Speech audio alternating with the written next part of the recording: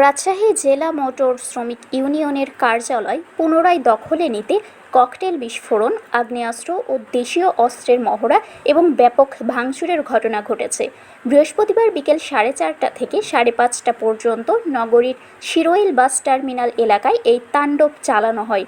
মহানগর শ্রমিক দলের আহ্বায়ক ও জেলা মোটর শ্রমিক ইউনিয়নের ভারপ্রাপ্ত সাধারণ সম্পাদক রফিকুল ইসলাম পাখির নেতৃত্বে এই হামলা ও দখল অভিযান চালানো হয়েছে বলে অভিযোগ পাওয়া গেছে।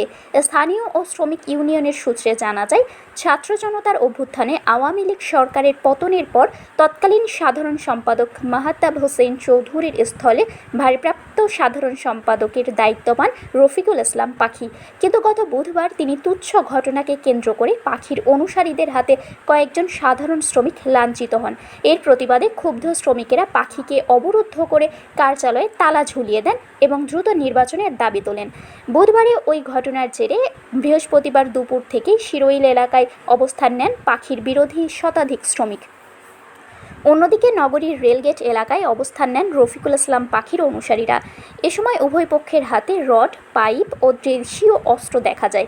বিকেল 4:30টার দিকে বিএনপি, যুবদল ও শ্রমিক দলের নেতাকর্মী সহ পাখির প্রায় 2 শতাধিক অনুসারী একটি মিছিল নিয়ে শিরোইলের দিকে এগিয়ে যায়। প্রত্যক্ষদর্শীরা জানান, পাখির অনুসারীরা শিরোইল এলাকায় পৌঁছে 5 থেকে 6টি ককটেল বিস্ফোরণ ঘটালে পুরো এলাকায় চরম আতঙ্ক ছড়িয়ে পড়ে।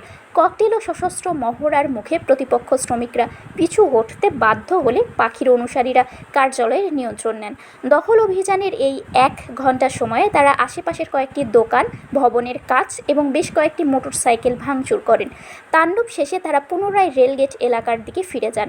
স্থানীয়দের অভিযোগ, এই পুরো সময় জুড়ে ঘটনাস্থলে পুলিশ উপস্থিত থাকলেও পরিস্থিতি নিয়ন্ত্রণে তারা কোনো কার্যকর বাধা দেননি, বরং নীরব দর্শকের ভূমিকা পালন করেছে। এই ঘটনার পর থেকে শিরোইল বাস টার্মিনাল ও আশেপাশের এলাকায় চরম থমথমে অবস্থান বিরাজ করছে। যে কোনো ধরনের অনাকাঙ্ক্ষিত পরিস্থিতি ও পুনরায় সংঘর্ষ এড়াতে ঘটনাস্থলে অতিরিক্ত পুলিশ মোতায়েন করা হয়েছে। শারমিন শিমু, বরেন্দ্র টেলিভিশন।